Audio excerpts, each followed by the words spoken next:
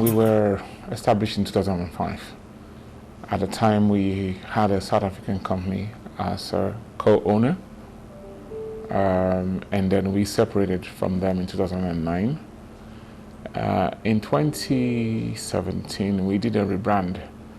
So initially, we were called Customer Contact Solutions Nigeria Limited, CCSNL. So a lot of people still know that name. And then when they see Outcess, they think it's a different company, but it is the same company.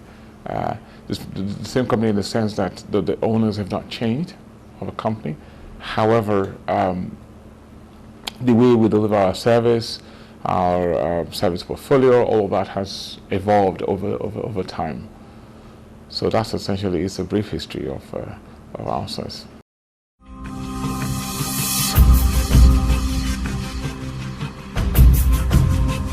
I think we inspire and empower people, teams and organizations to do more.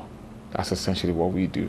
And our vision is to be, #1 digital services provider in Africa. So that's essentially is that, our mission is to inspire people, teams, and organizations to do more faster. Do more faster with the services that we provide. In the area of customer engagement, in the area of business process outsourcing, in the area of cloud productivity, in the area of business productivity, essentially to help them, to inspire them to do more faster.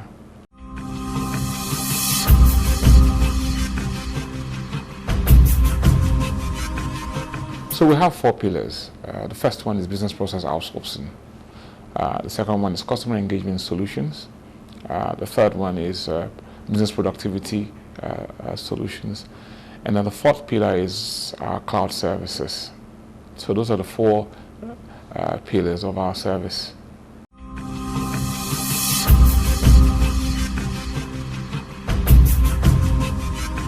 So interestingly enough, most of our customers have been with us for an average of at least 8 years today.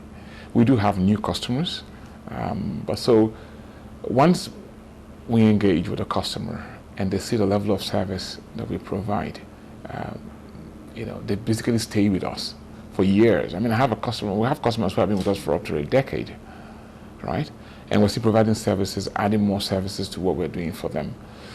The initial challenge was really getting organizations to think about outsourcing as a viable way of improving their processes. I remember in the mid-2000s when we would go to any of the telcos, they were the only ones who really understood outsourcing the way we do it. A lot of all the other organizations, even till today, for example, financial institutions, when they talk about outsourcing, they just think about, the tellers, get somebody else to manage them, that sort of thing. But that's not what we're talking about. We're talking about processes. For example, it could be data processing. So we'll have a customer we're doing data processing for example. It could be certifying customers, for example, back office, doing that sort of work. It could also be data management. So there are different levels to it, really.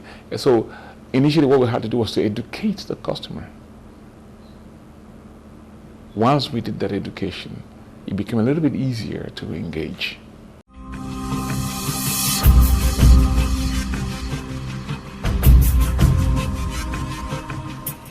I think that if I go back to when we started, there are maybe 2 or 3 sides to this. On the one hand is maturity of the market, the level of maturity. And I would say that we're still not yet mature in terms of consumption of services, of these types of services that we provide. Also because a lot more education needs to be done, right, for that to happen. Then it is to what degree and how many, what percentage really, even those who we say are mature, what percentage of that? It's still a fairly low percentage of organizations who are mature enough to take advantage of the services that we offer. What we're finding that is interesting is that a lot of the startups are actually the ones who have their customer engagement mapped out from the beginning, how they want it to go, right? What strategy they're going to follow to deliver customer engagement.